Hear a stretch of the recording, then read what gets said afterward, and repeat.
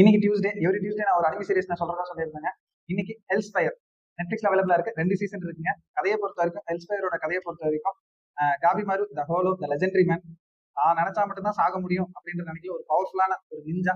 தன்னோட கிளானே துரோகம் செஞ்சு இவனை ஜப்பான் கவர்மெண்ட் கிட்ட மாட்டி விட்டுறாங்க. ஜப்பான் கவர்மெண்ட்ல இருக்கிறவங்க எலிக்சர் ஆஃப் ஃப்ரூட், அது சாகாத வரம் கொடுக்கக்கூடிய ஒரு பழத்தை வந்து பாத்தீங்கன்னா எப்படியாவது அடைஞ்சு ஆகணும்னு நினைக்கிறாங்க. அதுக்காக கவர்மெண்ட் அபிஷியல்ஸோட இந்த கிரிமினல்ஸையும் பேர் பண்ணி ஒரு கிரிமினல் ஒரு கவர்மெண்ட் அபிஷியல் சொல்லி அந்த ஐலாண்டுக்கு அனுப்பி விடுறாங்க. போய் கண்டுபிடிச்சு எடுத்து வந்தீங்கன்னா உங்களோட கிரிமினல் ரெக்கார்ட்ல இருந்து உங்களை நான் ஃப்ரீ பண்ணி விட்டுறேன், உங்களால எந்த ஒரு இதுவே இருக்காது அப்படின்னு சொல்லி அனுப்பிடுறாங்க.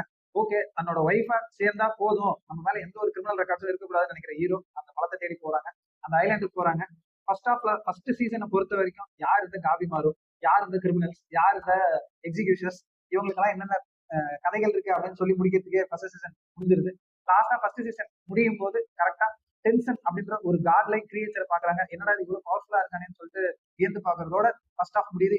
செகண்ட் ஹாஃப் பொறுத்த வரைக்கும் காபிமாரு தன்னோட மனைவியை அடைஞ்சே ஆகணும் அப்படின்னு நினைக்கிறான். அதுக்காக டென்ஷனா இருந்தாலும் சரி, எவனா இருந்தாலும் சரி, நான் தோக்கடிக்கிறேன் அப்படின்னு சொல்லிட்டு இறங்குறாங்க. இவன மாதிரி காபிமாரு மாதிரியே இருக்கிற மற்ற கிரிமினல்ஸ் எக்ஸிக்யூட்டிவ்ஸ் வந்து பாத்தீங்கன்னா இந்த ஐலாண்ட்ல இருந்து நம்ம தப்பிச்சே ஆகும்னு சொல்லிட்டு பிளான் பண்றாங்க. அப்பதான் தெரிய வருது இது வந்து மனிதனால கிரியேட் பண்ணப்பட்ட ஒரு ஐலாண்ட் தான்.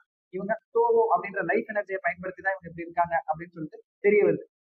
இந்த டென்ஷனை தோக்கடிச்சாங்களா இல்லையா, அந்த ஐலாண்ட்ல இருந்து தப்பிச்சாங்களா இல்லையா மொத்த கதையுங்க. எனக்கு இந்த ஹெல்த் ஃபயரை பொறுத்த வரைக்கும் ரொம்ப பிடிச்ச விஷயம் என்னன்னா, புதுசா ஒரு ரிலீஜனை கொண்டு வந்திருந்தாங்க, டோயிசம் அப்படின்னு சொல்லிட்டு கொண்டு வந்திருந்தாங்க. அது எனக்கு கேட்கும்போது கொஞ்சம் புதுசா இருந்துச்சு. இந்த லைஃப் எனர்ஜியை பத்தி சொன்ன அந்த கான்செப்ட் எனக்கு ரொம்ப பிடிச்சிருந்துச்சு. காபிமாரு இப்பதான் வந்து பாத்தீங்கன்னா நான் தான் ஹீரோ அப்படின்னு சொல்லி கொஞ்சம் கொஞ்சமா காட்ட ஆரம்பிச்சிருக்கேன், பவர்ஃபுல்லா மாறிட்டு வரான்.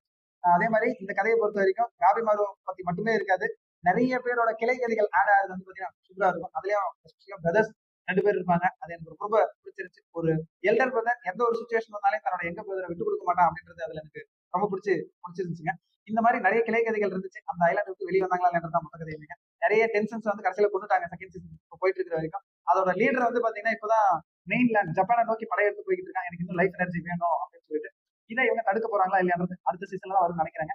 இவங்களுக்கு ரீஎன்போர்ஸ்மெண்டா வந்து பாத்தீங்கன்னா பேக்கப்பா நிறைய பேர் இப்ப உள்ள காலத்துல இறங்கி இருக்காங்க. அவங்க இன்னும் ரொம்ப பவர்ஃபுல்லா இருக்காங்க.